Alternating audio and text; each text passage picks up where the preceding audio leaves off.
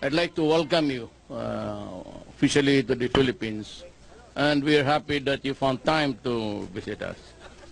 It's good to raise our awareness actually now, and it would be also to our advantage if we just go around showing solidarity with the rest of the world. Not only because we face so many challenges and threats, but the small guy there in North Korea is playing with the dangerous weapons.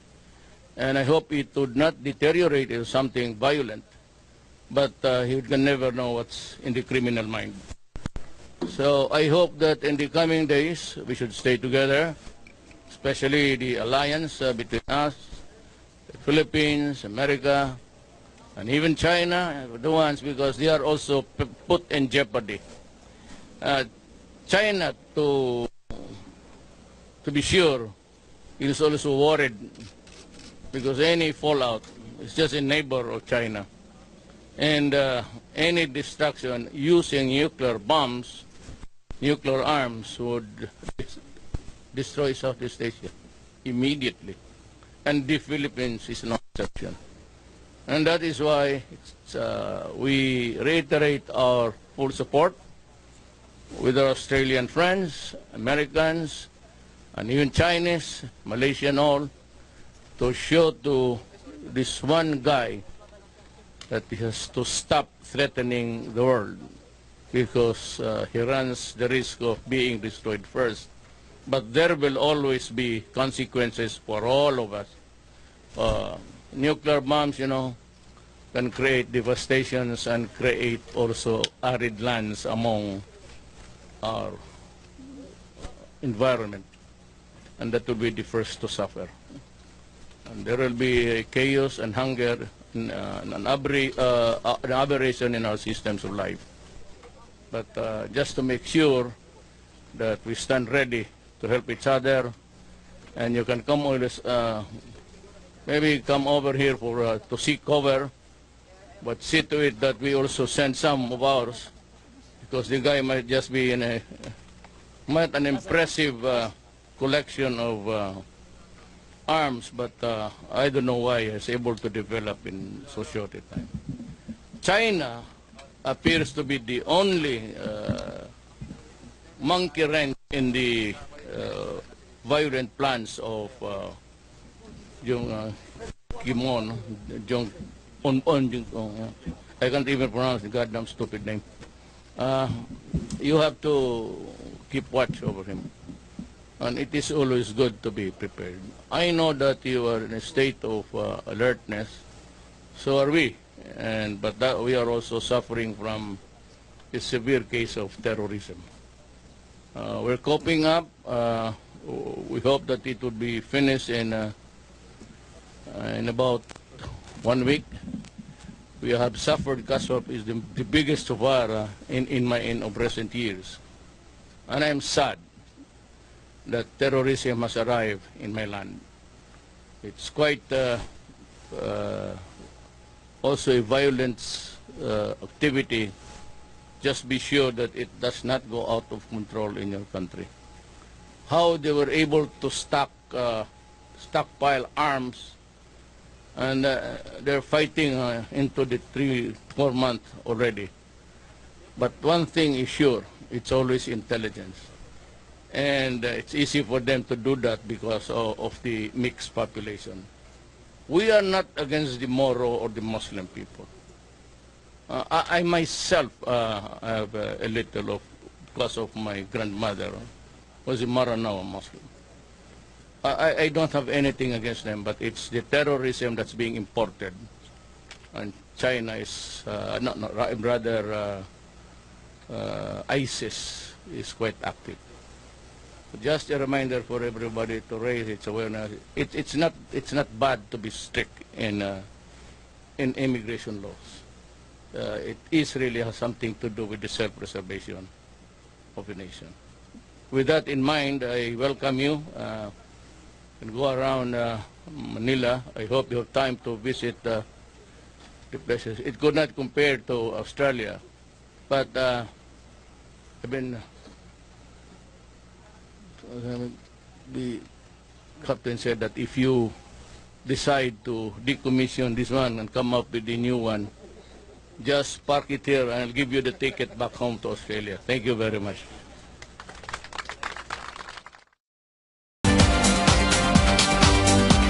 Magandang umaga, ako si Ruth Cabal. Hatid namin ang mga balitang mahalaga sa inyo. Bahagi kayo ng talakayan dito sa Newsroom ngayon. Senado naghahanda na rin sa impeachment ni COMELEC Chairman Andy Bautista matapos siyang i-impeach sa mababang kapulungan kahapon. DILG hindi na itutuloy ang kampanya kung saan pwedeng magsumbong ng pinaghihinalaang sangkot sa iligal na droga gamit lamang ang drop box. Sa ating issue ngayon, pabor ka ba na PDEA na imbes PNP ang mamumuno sa kampanya kontra iligal na droga? At kamusayin natin ang mga lugar na apektado ngayon ng Tropical Depression Odette. Inimpeach ng Kamara si COMELEC Chair Andy Bautista, yan ay sa kabila ng paghahain ng resignation letter, epektibo sa katapusan ng taon. Maraming kongresista ang bumoto para ibasura ang resolusyon ng House Justice Committee na nagdi-dismiss sa reklamong impeachment laban sa COMELEC Chair. Ang detalye sa ulat ni Joyce Ilas. The vote shows that the resolution is overridden. 137 kongresista ang bumoto para ibasura ang resolusyon na nagdi-dismiss ng impeachment complaint laban kay Commission on Elections Chairman Andy Bautista. Dahil dito, tuluyan na ngang na-impeach ng mababang kapulungan si Bautista. 75 kongresista lang ang bumoto para pagtibayin ang desisyon ng komite na ibasura ang complaint, samantalang 2 ang nag-abstain o tumangging bumoto. Ayon sa House Impeachment Rules, kapag ibinasura ng House Committee on Justice ang isang impeachment complaint, dapat magsumite ito ng isang resolusyon na nagsasaad na dinidismiss nito ang verified complaint. Isasalang ito sa plenaryo at saka pagbobotohan. Kailangan ng boto ng 1/3 o 78 miyembro ng Kamara para ma-override o mabaliktad ang resolusyon. Ibig sabihin rin nito ay tuluyan ng mai-impeach ang opisyal at kailangan ng ihanda ng House Committee on Justice ang Articles of Impeachment na ihahain sa Senado na siyang uupo bilang impeachment court.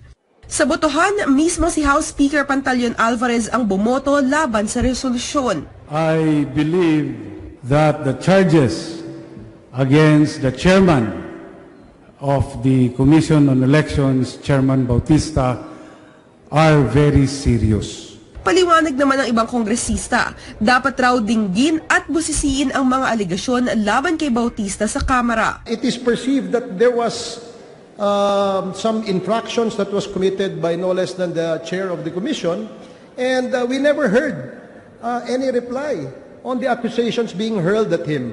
Miyerkules ng umaga nang i-anunsyo ni Bautista na magbibitiw siya mula sa COMELEC sa katapusan ng Disyembre. Pero paniwala ng mga endorsers ng impeachment complaint laban kay Bautista, hindi totoo na magre-resign na si Bautista. Anila, tanging sa COMELEC lamang naka-address ang resignation letter ni Bautista. Dapat daw ay sa Pangulo at dapat daw ay ginawa niya itong irrevocable. Don't mess with us, congressmen and women. Pag meron ka sasabihin, gawin mo. 137 congressmen and women saw through the game that he was playing. He would have bought himself a year free of impeachment kung inaprobahan ng committee report, and therefore, he could decide to stay for a full year, no? In time to sign all contracts for 2019. Dahil hindi pa epektibo ang pagbibitiw ni Bautista, sa ngayon ay pwede pa siya sumailalim sa impeachment proceedings, na ang layon ay tanggalin ang isang opisyal sa pwesto. Kung magbibitiw naman si Bautista bago magsimula ang impeachment sa Senado, base nga sa nangyari noon kay dating ombudsman na si Merceditas Gutierrez, magiging moot and academic na o hindi na kakailanganin pa na ituloy ang impeachment trial laban kay Bautista. Joyce Ila, CNN Philippines. Inihayag naman ni COMELEC Chairman Andy Bautista sa social media ang kanyang pagkadismaya sa naging pagboto ng mga mambabatas. Sa kanyang Twitter account, sinabi ni Bautista na nakakalungkot ang pagbaliktad ng desisyon ng House Justice Committee. Iginagalang naman daw niya ang naging hakbang ng mga mambabatas maging ang kanilang mga opinyon. Nangako din si Bautista na susunod siya sa konstitusyon at rules on impeachment. Kahapon na umaga, inanunsyo ni Bautista sa mga kawani ng COMELEC na siya'y magbibitiw na sa pwesto sa Disyembre. Yan ay para raw pagtuunan ng pansin ang kanyang pamilya. Pinagnilayan at pinagdadasal nga kung anong tamang gawin, no? Dahil sa aking sitwasyon na merong issue sa professional, meron ding issue sa personal, no? At sa aking palagay, dapat talaga ang pagtuunan ko ng mas maraming pansin at panahon ay ang aking pamilya. Samantala para kay Senate Majority Leader Tito Soto, maaari pang magbago ng isip si Bautista.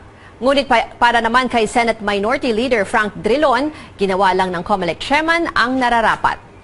Hindi ako naniniwala. Ang reading ko nung sinabing sulat is my decision to resign by the end of the year. Therefore, hindi pa siya nagre-resign. Di ba? Pwedeng magbago yun dahil kung may decision to resign, kung after Christmas, nagbago isip. I think that was the right move. Anyway, he's no longer facing an impeachment complaint, and therefore it cannot be said that he's avoiding impeachment. It is the best thing that he can do so that, he can take care of his problems while after he has quit the office, and therefore no one can say that he is using the powers of his office to influence the outcome of the case. Kinakaharap ni Bautista ang mga alegasyon ng korupsyon na binabato sa kanya ng asawang ng estranged wife niyang si Patricia. Samantala sinabi ni Senate President Coco Pimentel, pinaghahandaan na nila ang impeachment, hinihintay na lamang daw ng Senado ang articles of impeachment mula sa Kamara bago nila balangkasin ang mga panuntunan ng magiging proceedings. Pero diin ni Pimentel, prioridad pa rin ng Senado ang pagtalakay sa national budget sa muling pagbubukas ng regular session sa isang buwan. Inatasan ni Pangulong Duterte ang Philippine Drug Enforcement Agency na manguna sa gera kontra droga ng gobyerno. Sa isang memorandum na inilabas ngayong linggo, nakasaad dito na ang PDEA na ang tanging ahensya na magsasagawa ng lahat ng anti-drug operations. Ayon din sa kautusan, lahat ng impormasyon na nakalap mula sa war on drugs ay ipapasa na sa PDEA. Samantala, halo naman ang nararamdaman ni PNP Chief Ronald De La Rosa. Ayon sa kanya, pawang nanghihinayang at naluwagan raw siya na wala na sa kanilang kamay ang gera kontra droga. Dagdag pa ni De La Rosa, magkakaroon na sila ngayon ng mas maraming oras para pagtuunan ang iba pang issue katulad ng pagtanggal ng mga tiwaling pulis. Internal cleansing. Tapos yung mga riding in tandem, bantay kayo ngayon. Upaka namin kayo. Sige, bumaril kayo ng bumaril dyan. I will instruct my policemen. Tutukan nyo ng riding in tandem na yan. Sinabi din ni De La Rosa na nagigilty siya kung hindi nasisiyahan ang publiko sa gera kontra droga ng Pangulo. Isang legal na balakid naman ang kinakaharap ng war on drugs ng administrasyon. Isang grupo ng mga abogado ang naghain ng petisyon sa Korte Suprema na layong ipatigil ang kampanya kontra droga. Naniniwala ang Free Legal Assistance Group of FLAG na labag umano sa batas ang balangkas ng kampanya na nakasaad sa isang police memorandum circular. 4 na issue ang binigyang diin ng grupong FLAG. Una, pinahihintulutan raw ng kautusan na pumatay ang mga pulis ng mga drug suspect at tinatakpan lamang ito sa pagrasong pag-neutralize o paglaban sa kanila. Pangalawa, pinapalitan umano nito ang trabaho ng mga pulis na kumalap ng ebidensya at sa halip ay gumawa na lamang ng listahan lang ng mga drug suspect. Pangatlo, hindi umano adhikain ng Oplan Tokhang ang paghikayat sa mga drug suspect na itigil ang kanilang mga iligal na gawain kundi para patayin ang mga manlalaban. At pang-apat, base lang raw ito sa sinabi o verbal na pangako noong kampanya ni Pangulong Duterte na susupuin niya ang iligal na droga sa loob ng 6 na buwan. Under the revised administrative code, the President has what we lawyers call ordinance power. Under the revised administrative code, that power can only be exercised by written instructions. Until today, President Rodrigo Duterte has not given any written instructions to implement a war on drugs. Sa isang text message, sinabi ng PNP na bukas sila sa inihaing kaso. Napagdesisyon na naman ng Interior Department na wag nang ituloy ang drug drop boxes project sa mga barangay. Sa ilalim kasi ng proyekto, maaaring mag-report ang publiko ng mga personalidad na may kaugnayan sa illegal na droga at kriminalidad. Pero pwedeng anonymous o di na magpakilala ang taong nagre-report. Sa isang budget hearing, sinabi ni Senadora Risa Ontiveros na maaari itong magresulta sa pang-aabuso o gamitin sa masamang hangarin. Ayon kay Ontiveros, maaari na lamang gamitin ang pondo para dito para sa ibang proyekto tulad na lang ng pagpapalakas ng Anti-Drug Council at training ng mga pulis.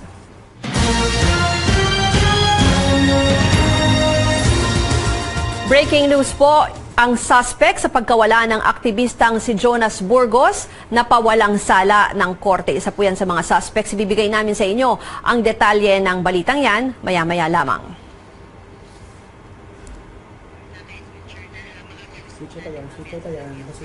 Okay.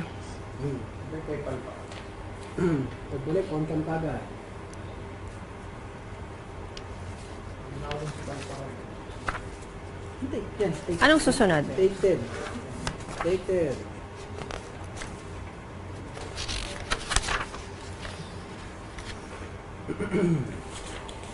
Pinsa na lang.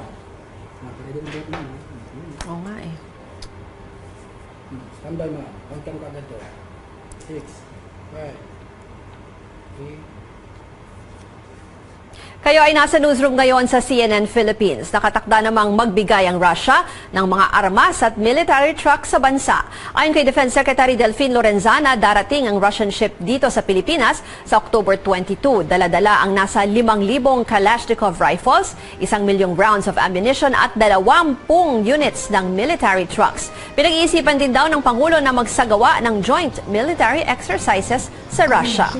Gusto nilang tumulong sa atin to fight terrorism dahil sila rin kasi also fighting terrorism sa kanilang bansa, and they want to help the worldwide fight against terrorism. Yan ang kanilang rason.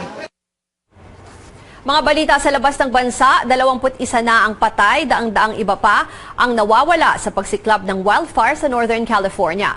Karamihan sa apoy ay nagsimula noon pang linggo na mas lumalakas pa dahil sa hangin at tuyong kondisyon sa lugar. Higit 20,000 residente na rin ang lumikas mula kahapon. Kasalukuyang nasa 170,000 acres na ang natupok ng wildfires na pinaka-naapektuhan ng Sonoma, Napa at Mendocino counties na kilala bilang wine country ng Estados Unidos. Dumarami naman ang mga individual na nag-aakusa ngayon sa Hollywood film producer na si Harvey Weinstein ng kasong sexual abuse. Ilan sa kanila ang dalawa sa mga kilalang Hollywood stars na sina Gwyneth Paltrow at Angelina Jolie. At sa gitna ng eskandalo, ayon sa People magazine, iniwan na si Weinstein ang kanyang asawang si Marquesa designer Georgina Chapman. May patutsada naman ang sikat na rapper na si Eminem kay US President Donald Trump. Sa isang higit 4 na minutong rap, binatikos ni Eminem ang US President at tinawag siya ng sari-saring insulto tulad ng racist grandpa. Pakinggan natin. Rocks off and he's orange when he attacks the NFL, so we focus on that and instead of talking Puerto Rico with gun reform for now, if you're a black athlete, you're a spoiled little. Kayo ay nasa newsroom ngayon sa mga kababayan natin sa iba't ibang panig ng mundo. Mapapanood nyo rin kami sa cnnphilippines.com at sa aming Facebook page, CNN Philippines. May mga nagko-comment dito sa ating Facebook Live, Zam Diaz at si Mila Rowe. Narito ang lagay ng trapiko sa mga oras na ito. Ito ang Ross Boulevard at Quirino Avenue sa Maynila. Asahan ang bahagyang pagbagal ng daloy ng trapiko sa magkabilang lane dahil sa traffic light sa intersection. Ito naman ang EDSA sa harap ng NEPA Q-Mart. Ang northbound lane papuntang Timog ay nasa kaliwang bahagi. Mabilis ang biyahe dyan. Samantala asahan naman ang moderate traffic sa southbound lane sa kabila papuntang Cubao. Abangan, medical cannabis bill, may pag-asa nga bang maipasa sa Senado? Alamin yan sa aking special report. At pinakabagong update tungkol sa bagyong Odette, ibibigay namin sa inyo sa pagbabalik ng Newsroom ngayon.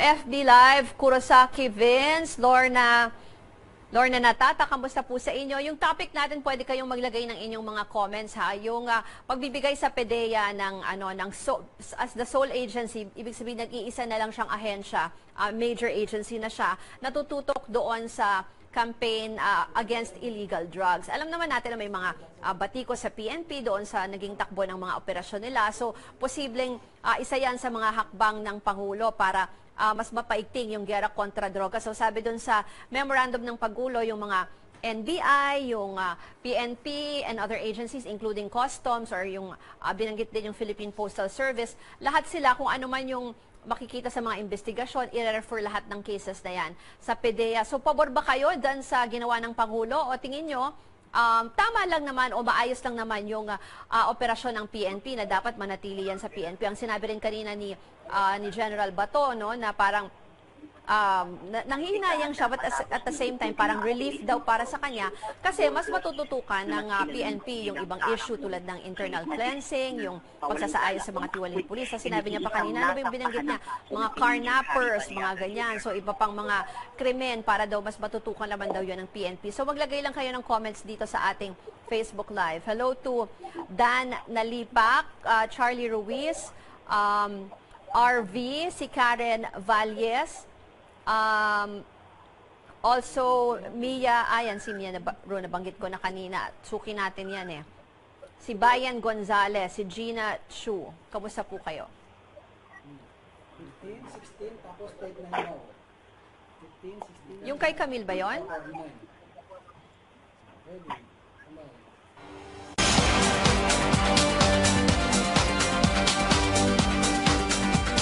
Kayo ay nasa newsroom ngayon, tatalakayin natin ang mga napapanahong issue na mahalaga sa inyo.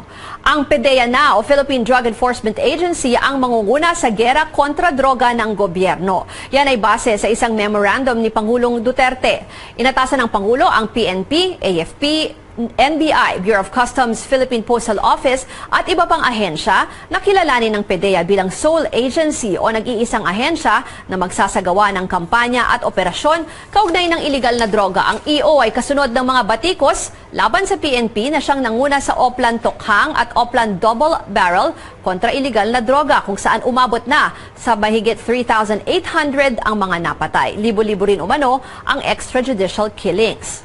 Ano pong masasabi nyo sa order ng Pangulong nagtatalaga sa PDEA bilang pangunahing ahensya laban kontra droga? Tingin nyo ba tama lang na etsapuera na ang PNP sa gitna ng mga batikos dito? O paniwala nyo, maganda naman ang mga ginagawa ng PNP para mapigilan ang iligal na droga sa bansa? Mag-comment po sa aming Facebook Live at babasahin namin yan sa kabuuan ng programa. Makalusot man sa Kamara ang medical cannabis bill, mahihirapan raw itong maipasa sa Senado. Sa ngayon, wala pang kaparehong panukalang batas na nakahain sa Senado para gawing legal ang medical marijuana sa bansa. Sabi ng Department of Health at ilang mambabatas, may paraan na naman sa ngayon para makapagpasok ng imported na cannabis drugs. Yan ay kung mapapatunayang kailangan talaga ito ng isang pasyente. Narito ang ikalawang bahagi ng aking special report. Mga batang nagdurusa dahil sa sakit na epilepsy. Mayroon sa kanila 100 o higit pa ang seizure sa isang araw. Sila raw ang dahilan kung bakit may panukalang batas si Representative Rodolfo Albano para gawing legal ang paggamit ng medical cannabis o marijuana sa bansa para sa mga sakit tulad ng cancer, multiple sclerosis, epilepsy at HIV/AIDS. Paliwanag ni Albano, kapag naipasa na ang batas, uunahin muna ang mga research at clinical trial para suriin ang bisa ng marijuana bilang gamot. Walang batas para aralin yan eh. So, this law, aralin na natin, tapos we have a research, then we have clinical trials. Posibleng abutin raw ito ng taon, kaya sa ilalim ng panukala, papayagan ang mga pasyenteng mag-import ng mga gamot na gawa sa cannabis.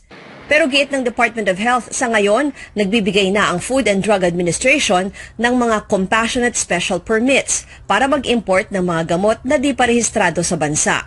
Ang mga doktor at ospital ang kukuha ng permit para sa isang pasyente na may cancer, HIV/AIDS at iba pang malalang sakit. The DOH FDA deem it to be, morally, socially, and as well as ethically justified to allow the access and use of these unregistered drug products. Sabi ng FDA, kada buwan nasa 50 ang inaaprubahan itong mga permit, karamihan para sa imported na gamot para sa cancer. Pero mula 1992 nang unang namigay ng special permits, iisa lang ang natanggap ng FDA na aplikasyon para magpasok ng cannabis oil.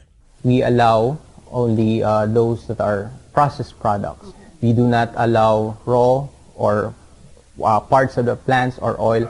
Dahil may ganitong sistema na raw sa FDA, sinabi ni Senate Majority Leader Tito Soto, di na kailangan ng bagong batas para gawing legal ang medical marijuana. Bukod pa sa wala naman raw matibay na ebidensyang nakagagamot o naiibsan nito ang ilang sakit. Gusto mo buong Pilipinas maging legal to? Ikaw lang ang may makikinabang dun. Ikaw lang ang may sakit.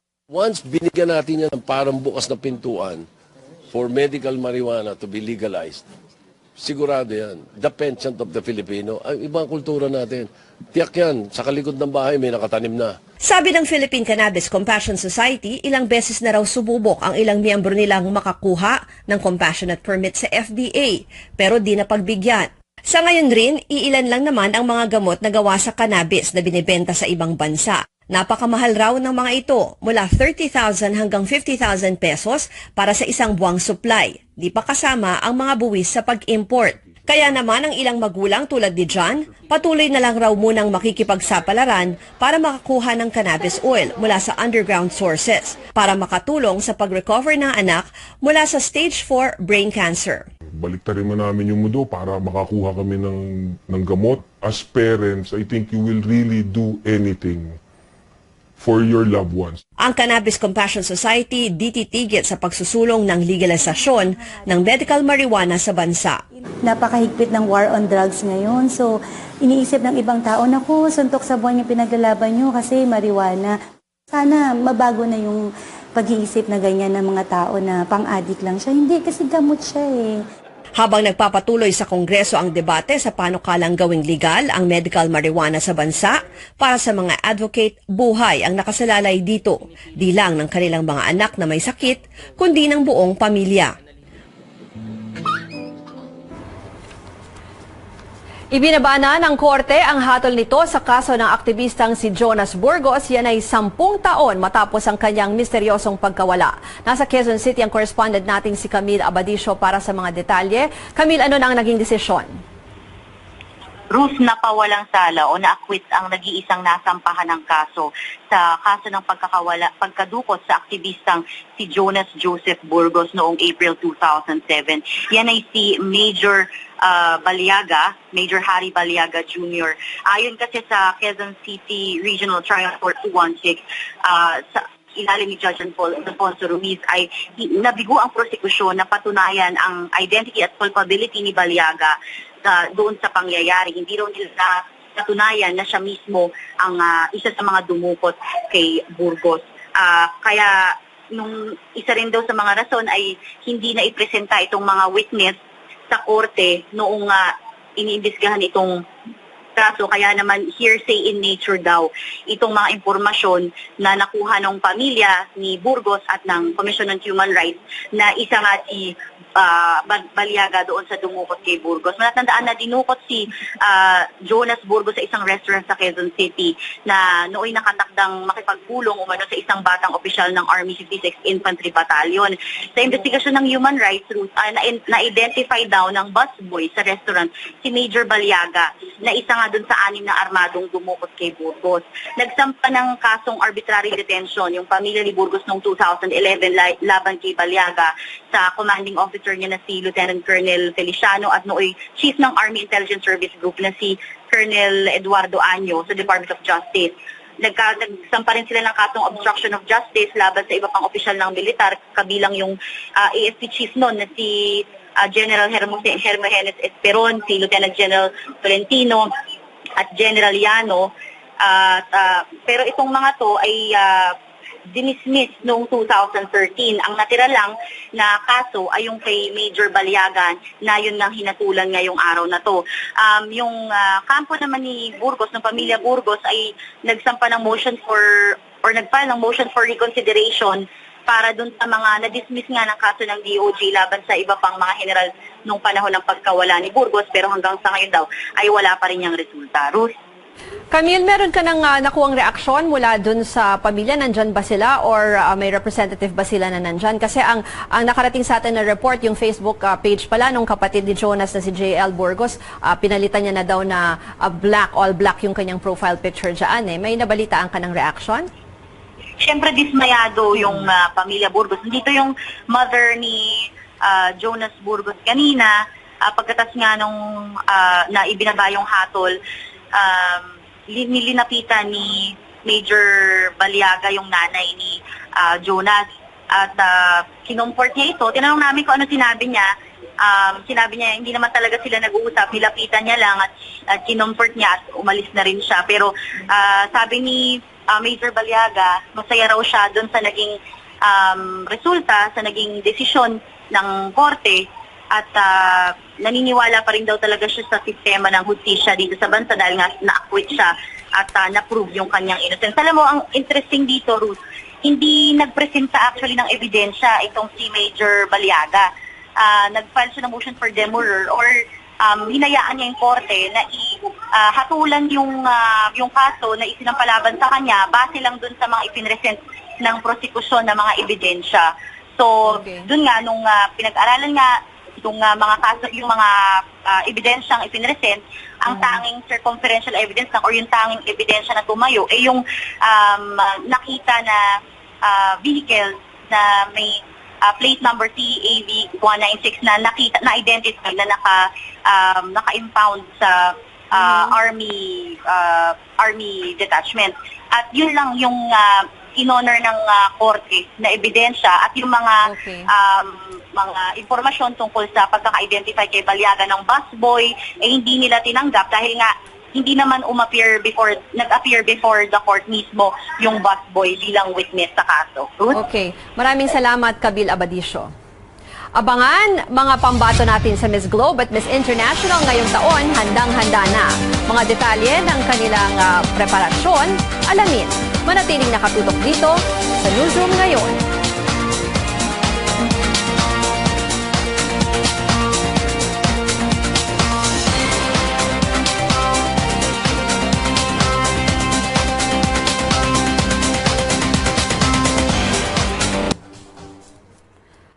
FB Live, may mga nagko-comment na dito tungkol dun sa ating issue. Sila Jason Salalila, Mario Bonza. Yung issue po natin, tinatanong namin sa inyo kung okay lang na yung naging order ng Pangulong Duterte na PDEA na yung mga muna sa anti-drug operation, illegal drugs operation sa halip na PNP. So, meron din dito si Remy Divina Gracia, Carlos Timoteo. Pwede kayong maglagay ng comment dito sa aming Facebook Live. Babasahin namin yung comments bago matapos yung programa. Kung tingin nyo tama lang na iasa na sa PDEA yung buong gera kontra droga o kaya tingin nyo ba tama lang na sa PNP pa lang, tingin nyo ba maganda naman yung tinatrabaho ngayon ng PNP, yung ginagawa nilang Oplan Tokhang. Pwede po kayo maglagay ng comments dito. Hilda Sikat, kamusta po? Si Edgar Dayag, Jane Luis, yan yung mga nanonood sa atin at nagko-comment dito sa ating Facebook Live. Si Marivic Garcia, Lorna Natata, Vanco Maisin, BJ McQueen, may mga comments sila dito. Sa South Korea, nanonood daw si Wang Di Kongju. Hello po sa inyo dyan. Si Eileen Mansag.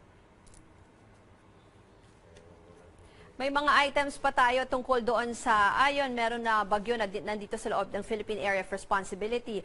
Si Odette, nandyan po siya sa may bahagi ng Northern Luzon. So yung mga kababayan natin na nakatira dyan, mag-ingat po kayo. At may certain areas na under storm signal number 1. So mamaya ay ibibigay namin sa inyo yung additional information tungkol dyan sa Tropical Depression, Odette.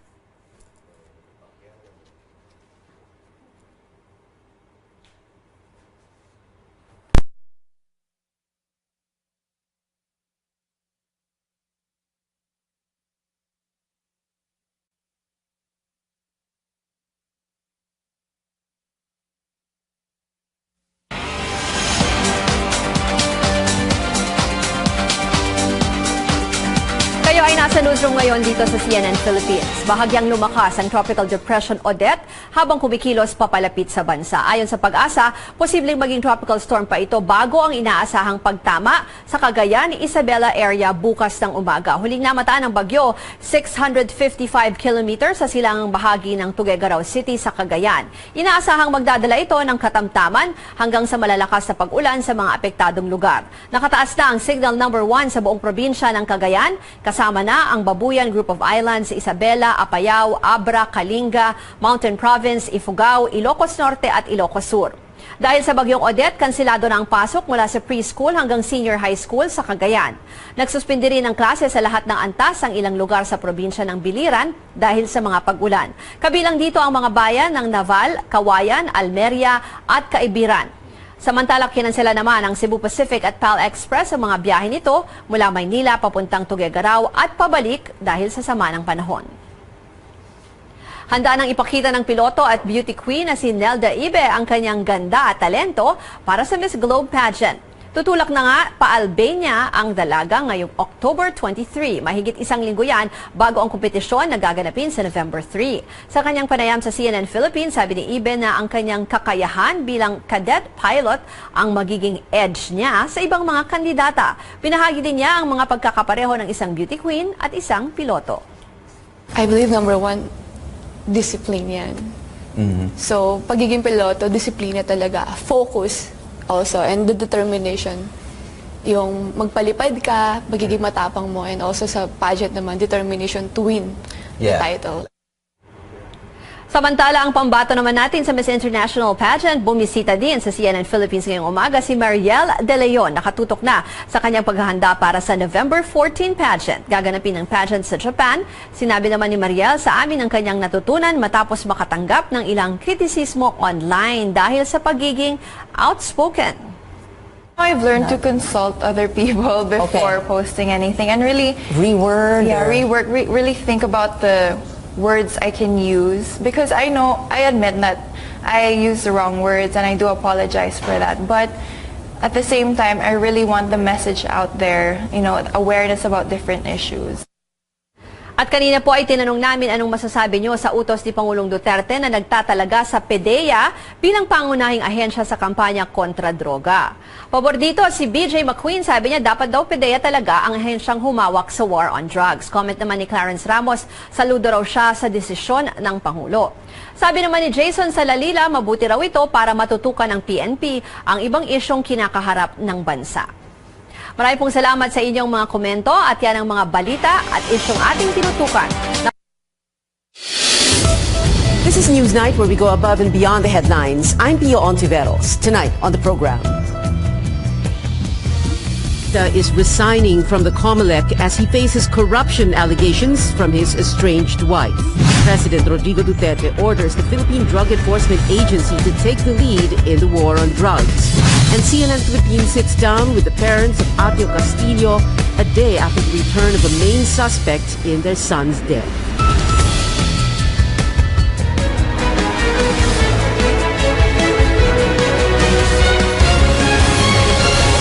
This program is presented by Bank of Commerce, an affiliate of San Miguel Corporation.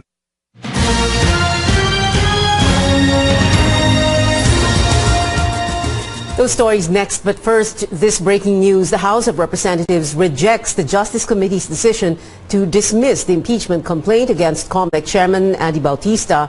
Our Joyce Idas joins us from the Batasan Pambansa. Joyce, tell us what happened. Pia, 137 congressmen voted to override or to junk the resolution dismissing the impeachment complaint against Commission on Elections Chairman Andy Bautista. Now, this number effectively impeaches Bautista. Only 75 congressmen voted to uphold the resolution, while 2 voted to abstain. Now, let me walk you through the House rules. Under House impeachment rules, when the House Committee on Justice dismisses a complaint, it shall submit to the plenary a resolution for the dismissal of the verified complaint. Now, the plenary would put this resolution to a vote just like what happened this afternoon, wherein a vote of at least 1/3 of all members of the House, that is 97 members in this case, shall be necessary to override such resolution. Now, if they reach the number of votes, the respondent would effectively be impeached. Now, the House Committee on Justice shall prepare the articles of impeachment that would be brought to the Senate, which would sit as an impeachment court. Now, let me just note that before the voting this afternoon, congressmen held an all-member caucus. Some of them confirmed that they discussed the impeachment in the meeting, but refused to give details, saying that the meeting was an executive session. Now, let's listen to Deputy Speaker Reneo Abu as he reads the results of the voting. Voting on resolution number 1397 under Committee Report 429, the vote shows 75 voted in affirmative, 137 voted in negative, 2 in abstention. It is about House Resolution number 1397, dismissing the impeachment complaint filed by Jacinto Viparas and Ferdinand Estopacio against Commission on Elections Chairman Andres de Bautista The vote shows that the resolution is overridden and pursuant to Section 11, Article 3 of the Rules of Procedure in impeachment proceeding, a vote of at least one-third of all the members of the House shall be necessary to override such resolution, in which case, and I am directing the Committee on Justice to prepare the article of impeachment immediately so ordered. During the voting, no less than House Speaker Pantaleon Alvarez voted against the resolution dismissing the impeachment complaint.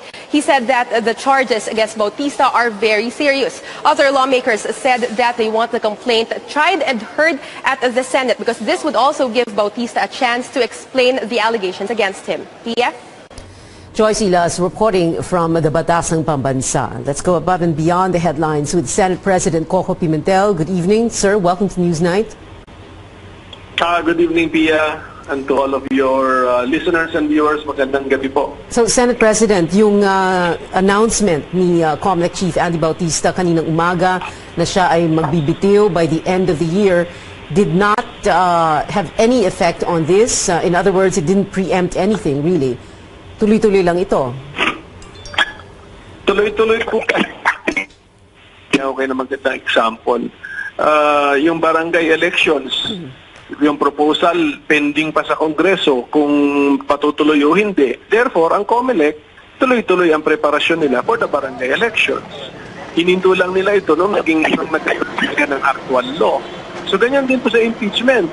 Kung may usapan na magre-resign pero hindi pa nagre-resign, hindi dapat makaapekto ang paghahanda o ang pagkikilos. So dapat para ma-preempt sana ang isang impeachment vote sa plenary, dapat ang announcement niya kanina magre-resign ako ngayong araw na ito. Ganun po ba yun? Is that how it's going to work? Is that how it would have worked? Okay, the purpose of impeachment is to separate from government service a high-ranking government official. If that official is already separated from service, there is no more point in proceeding with impeachment, whether in the trial or whether in the impeachment process at the House. So, but as of the moment, is the respondent in that impeachment case still connected with government? Anong sagot? If the answer is yes, therefore, may katuturan ba yung impeachment? Because the purpose of impeachment is to separate that person from government service. So, Mr. Senate President, when are we going to see a trial at the Senate? This November or by December? We need to wait for the transmittal of the articles of impeachment. Parang information kasi yan sa korte. From the office of the prosecutor to the court, information ang fina-file nila. In our particular case, we will look for articles of impeachment coming from the House of Representatives. Then, once we have this, then we schedule. And given the calendar of Congress, you're going to be going on break anytime soon or at least for Christmas. So, paano po yung timing nito, yung scheduling? If we receive it during our break, then we cannot act on it. The staff will act on it, but as a body, we need to wait for the convening of the Senate as a body, and we have a calendar to follow. So, ganun lang po yun. And then we will also come up with our own schedule for trial because we have to now accommodate legislative work and trial work. So, are we going to see a trial by the end of the year? Before the year ends? Yeah, that's possible. That's very possible. Okay. All right. Salamat po, Senate President Coco Pimentel. Thank you, sir, for joining us. But earlier today, the embattled election chief announced he is letting it go. COMELEC Chairman Andy Bautista is leaving the commission in the wake of corruption allegations. Our AC Nichols spoke to him. Family over career. This is what poll chief Andres Bautista kept in mind when he made the decision to leave his post. Matagal ko na ring pinagnilayan at pinagdadasal nga kung anong tamang gawin, no? Dahil sa aking sitwasyon na merong issue sa professional, meron ding issue sa personal, no? At sa aking palagay, dapat talaga ang pagtuunan ko ng mas maraming pansin at panahon ay ang aking pamilya. This is the perfect time to leave, he said, following the postponement of the barangay and Sangguniang Kabataan elections to May 2018. Kumbaga yung workload ngayon, mas magaan. Nagbigay din ako ng palugit na panahon para mabigyan ang ating Pangulo ng pagkakataong makapili ng papalit sa akin at sana rin magkaroon ng isang seamless and orderly transition. His decision came 2 months after a feud over money that was made public by his estranged wife generated controversy. Just last week, the House Justice Committee officially dismissed an impeachment complaint filed against him. Earlier, all 6 COMELEC commissioners urged Bautista to either take a leave of absence or resign, as they said he could no longer effectively lead the poll body. He announced his resignation before COMELEC employees, who stood by him even through the controversy over his marriage and the impeachment complaint. Ay magbitiw sa akin katapos ng taong ito. Kailangan magsakripisyo ang isang magulang para sa kapakanan ng kanyang mga anak. Hindi ko masusuklian ang kabaitan at kagandahang loob na ipinakita niyo sa akin. Maraming salamat po muli at mahal ko kayo lahat. It came as a surprise to most of them. Malungkot po kami, ma'am. Kasi siyempre, napakabait po niyang boss sa amin. Ngayon lang kami nagkaroon ng chairman na very accommodating. Ultimo sa isang maliit na kawani ng COMELEC, once na lumapit ka sa kanya, tinutulungan niya. Bautista was appointed COMELEC chief in April 2015. His term was to end February 2022.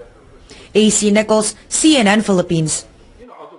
Senators weighed in on Bautista's announcement. Majority Leader Tito Soto says the COMELEC chief may still change his mind, but for Minority Leader Frank Tulon, it was the right move. Hindi ako naniniwala. Ang reading ko nung sinabing sulat is my decision to resign by the end of the year. Therefore, hindi pa siya nagre-resign. Di ba? Pwedeng magbago yun dahil kung may decision to resign, kung after Christmas, nagbago isip. I think that was the right move. Anyway, he's no longer facing an impeachment complaint, and therefore it cannot be said that he's avoiding impeachment.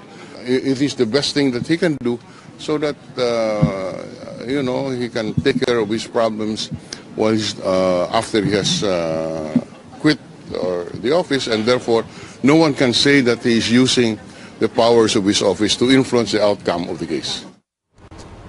In other news, President Duterte orders the Philippine Drug Enforcement Agency to lead the government's war on drugs. A memorandum released today states that PIDEA will be the sole agency that will conduct all anti-drug operations. It addressed the National Bureau of Investigation, the National Police, Armed Forces, Customs Bureau, Postal Office, and all other concerned agencies. The order also stated that all information received on the drug war will be, quote, relayed, delivered, or brought to the attention of the PIDEA for its appropriate action. When we return, we sit down with the parents of Atio Castillo as the quest for justice continues. This is Newsnight, where we go above and beyond the headlines.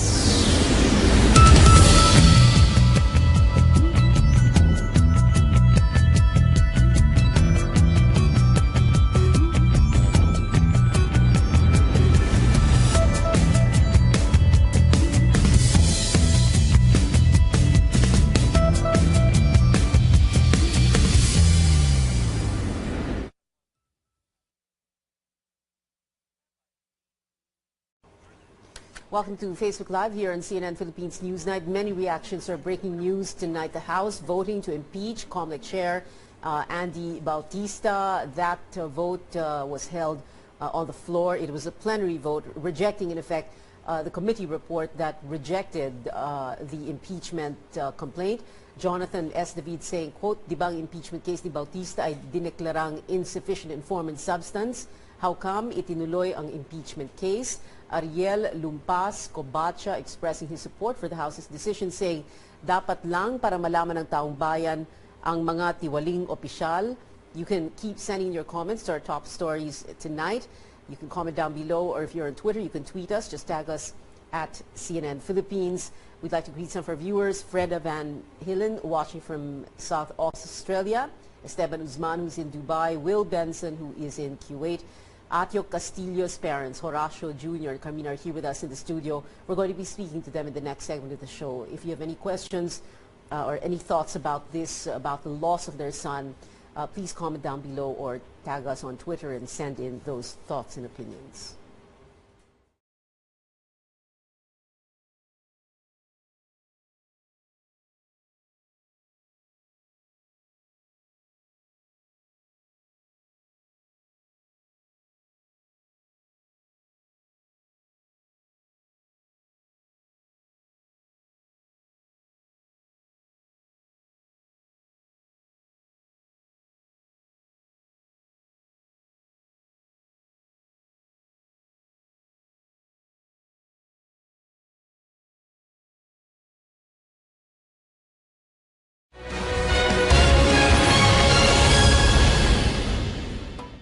Law freshman Horacio Atio Castillo had big dreams, but these ended abruptly.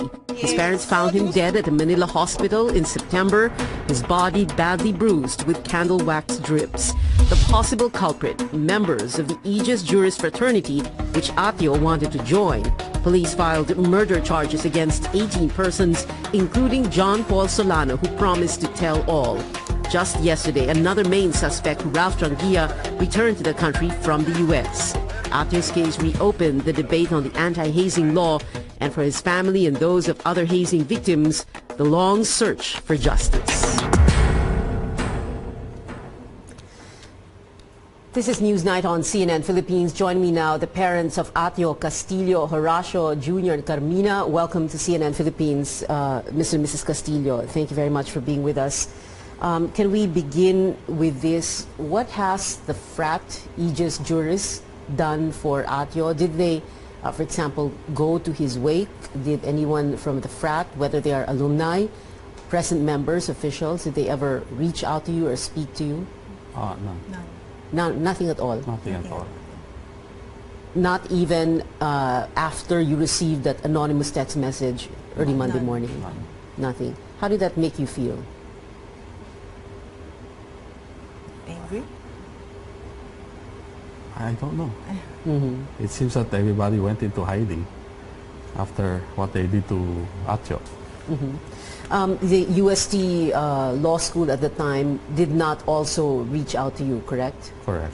Because that Monday evening hearing at the Senate, what were your thoughts when you heard Dean Nilo Divina saying that he and one or two other alumni of the frat said that they knew as early as Sunday that a neophyte called Castillo had been killed in hazing rites? We were surprised because at that time we were still looking for our son at that time. We were still roaming the streets of Manila. Sunday, 10 o'clock in the evening, we were still looking for Atio. If you had heard from the law school or from Dean Divina himself, instead of getting that, like we said, that anonymous text message on Monday morning, would you have included him, Dean Divina, I mean, in the charge sheet, or have wanted to include him among those charges? Maybe that. I mean, that is the main reason why you want him included, right? Not really. No, what is it? Not really. Well, what we wanted was for them to answer questions. How come they knew beforehand, before we did? They need to answer our questions. How come they knew? And if we didn't get that anonymous text, our son would still be missing by now. But Dean Divina went to the wake. He spoke to you. What were his exact words? Well, he offered his condolences. Condolences? Yes. And then? And then that's all. And you didn't say anything to him anymore? Well, we told him that we want the people who did this to Atio and he promised that he will do something about it. When John Paul Solano surrendered to Senator Ping Lacson, and it was Dean Divina who brought him to Senator Lacson, what were your thoughts? I'm sure you were watching that unfold. Unfortunately, no, we were at the wake. Okay, And, but you heard about it. we heard that the John Paul Solano surrendered, but we didn't know that he was accompanied by Dean Divina. Okay, so when you heard that John Paul Solano had surrendered, Mrs. Castillo, what were your thoughts? Well, I thought he would shed light what happened, narrate to us what happened to our son. But apparently hanggang ngayon, wala pa siyang sinasubmit na affidavit. Although he did say in that, well, it turned into a press briefing, he did say that he had lied the first time around, and he did say that he went to the frat lab to help revive Atio Castillo. And then he said, he described who brought him to the hospital, etc. Yeah, he... Well, I think he was instrumental. If he had spoken and told everything, then it would have been much easier. If he had spoken much earlier also? Yes. Because in his first statement, I think that was about him finding Acho in a place in Tondo. And then eventually he changed his statement that they instead of Bolutondo, they brought him to Chinese General Hospital. Okay, so parang piecemeal release of information from Solano. At the same time, Ralph Trangia, who returned to the country yesterday, well, his lawyers had said that they would be cooperating with the investigation, and they talked about an offer of witness protection. So are you hopeful that they will shed light? It depends what they know. Yeah. We're hopeful they'll say something. At least tell us how my son died. Okay. Well, what do you think of the way things have gone? For one, you said you never heard from the frat, any of its present members or officials from, well, not very much either from the school, the law school. At the same time, that piecemeal release of information from John Paul Solano, Ralph Trangia quiet, not hearing anything from the frat. What do you think is going on? They're being quiet about it. They're not saying anything. They're being quiet for what? To do what? To say the truth. Are they? Why? Why do you think they're being quiet about it? I don't know. They're maybe trying to evade or maybe responsibility. I asked earlier about what has the frat done for Atio, and you said you never heard from the frat at any point, at any time. I asked that question because they seem to be supporting at least one of those charged. For example, Attorney Paterno Esmaquel, who is an alumni of the frat, is John Paul Solano's lawyer. What do you think of that? Well, I don't know. Mr. Attorney Esmaquel, well, he's also a member of the Aedes Jewish Fraternity, and so is Mr. Solano. Yeah. So naturally, maybe they're helping each other. Okay. But you are aware every step of the way the investigation is going. In other words, like General Coronel and his officers continually update you, and you know exactly what's going on. Yes, so somehow. And you are satisfied with the way things are going, with how the MPD is handling. Yes, we're very much satisfied. We're very thankful to them. Okay, we're going to continue this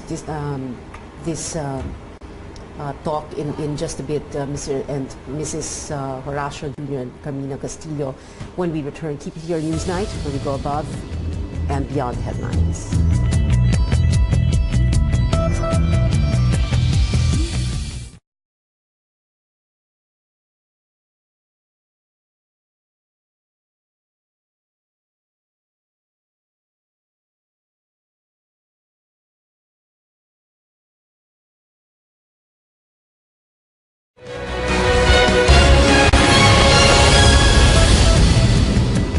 This is News Night, where we go above and beyond the headlines. Welcome back. It's time to check how roads are looking. First, let's go to EDSA Guadalupe. On the right side of your screens, you have the northbound stretch. Vehicles are moving at a crawl towards Shaw Boulevard. We're seeing a mirror image on the left side. Expect delays going south of Hill Puyat and Ayala Avenues. Let's move to Rojas Boulevard and Quirino Avenue. The lanes on the right side are for southbound motorists. Traffic light toward Pasay City on the left side. That is northbound to Luneta. Traffic also light apart from delays at the intersections. Still with us this evening, the parents of Atio Castillo Horacio Jr. and Carmina. Earlier in the first part of the show, and just a while ago you were saying well, I asked you, you're still shell-shocked. You can't really move on. You have not gone back to your daily lives, your regular routine, daily routine. So what is a day like for you when you get up in the morning? Can you sleep? Are you able to sleep at night, or you just? No, it's parang putol-putol siya. Yeah. Sometimes you get an hour of sleep. Because you're tired lang, yung physical lang, and then you wake up. Ganon? Yeah, like today, I slept for about 30 minutes. I thought it was my normal 8-hour sleep. Oh, okay. Only to find out that it's just a 30-minute nap. Something like that. It's putol-putol. And you, Carmina, ganun din? Yeah, I usually spend time in his room. Then finding myself fall asleep in his bed. And then wake up again. And then start crying. Start missing him. And then basically that's how. I would wake up around 2 in the morning, and Minnie's not there, so because you're in Atio's room. She's at Atio's room, and I would find her with a lighted candle on the side and a picture of Atio. Every day we still hope that he would come home. Really? Yes. Even if you know that you buried him already? That's right. We're still waiting for him. Even our daughter is still waiting for him. Do you dream of him? Well, Minnie and Nicole had already this, nagpanaginip. Yeah. The dream we had, he was still young. So, but I think he's okay. I hope he's okay. We miss him so much. Never in your wildest imagination, syempre, no? You would think, kasi di mo naman iisipin eh. Oo. You wouldn't think of such morbid thoughts of your kids. And, like now, we have to accept the fact that we're not going to see him anymore for the rest of our lives. So it's quite hard. Siyempre, ipinanganak, inaruga, inalagaan, madapuan lang ng langaw, galit na galit ka na sa langaw parang gano'n. And then this happens. Before this thing happened, a week before that, we went to the grocery and we looked for his favorite food, which is spam tocino. And he bought like 2 boxes of that. Now it's just sitting in the pantry. You can't even cook it. So you cannot move on also. Yeah. Until justice is done, or even when or if justice is eventually served. Yes. It will be difficult for them. Difficult. Final words, Carmina first, and then Mr. Castillo. All I ask everybody is to pray for him, light a candle for him, para he can see the light. Because as much as you want him to move on, I want him to be happy. I want him to move on. Parang don't hold back on our account. Just move on. Parang I keep on telling him na we'll be okay. And you keep saying we'll be okay because he probably is saying the same thing to you. Yeah. Parang to let him Mr. Castillo? Ano kasi, this is unacceptable eh. This senseless killing should stop. So, I think they should really amend the anti-hazing law. Put some more teeth in it so we can protect our children. They don't have to go and parang go to school, so parents would be, ensured of their safety. So we should maybe enforce it, the anti-hazing law. Mr. Rashid Jr., Carmina, Castillo, thank you very much, sir and ma'am, for being here. That's it for now. I'll see you again at 7 on Beyond Fair. Sports Desk with Miko Hadidi is up next.